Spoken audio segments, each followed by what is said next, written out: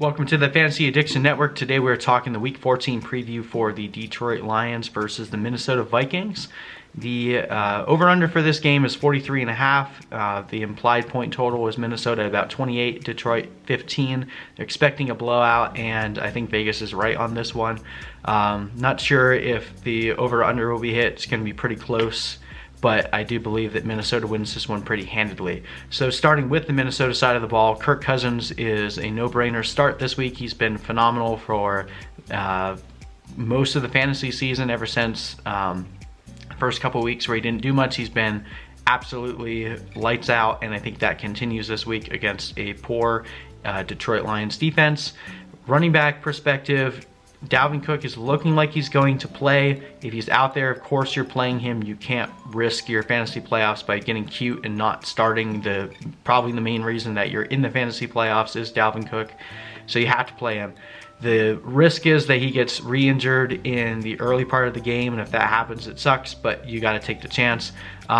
If for some reason Dalvin Cook does not go, Alexander Mattison becomes an immediate must-play running back, and I think you can start him with confidence. Assuming Cook plays, Alexander Mattison is still an interesting flex play that you can consider. There's a chance that Dalvin Cook will play, the first half into the third quarter, and if the Vikings are handedly winning the game, they may just pull Dalvin Cook towards the end of the game and let Alexander Mattison play out the rest of the game. And I think that Alexander Mattison definitely could still score in this game and be a decent flex play. So you're able to start him if you need to.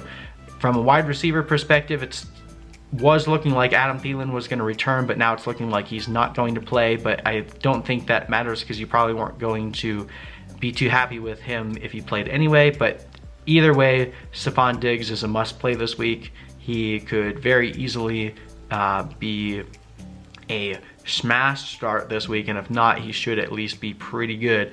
So I'm looking for a very strong game from Diggs and not necessarily anyone else from the receiving core, but I am also looking to start Kyle Rudolph this week. The Lions are not very good against the tight end, and Kyle Rudolph has been pretty good the past 4 weeks. I'm expecting that to continue.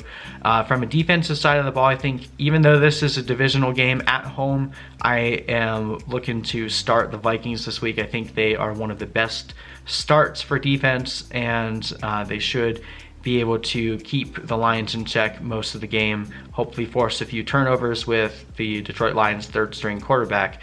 And just segueing right there, the third string quarterback, David Blau, you're not starting him in fantasy. I mean, this would be an interesting data point to see what he can do in week 2, but last week he performed okay. This is a game on the road. The Vikings are mad. They just lost a tough game to the Seahawks on Monday night. They're trying to stay in the hunt for the North, and I think that this game is not going to go too well for David Blau. So you're definitely not starting him.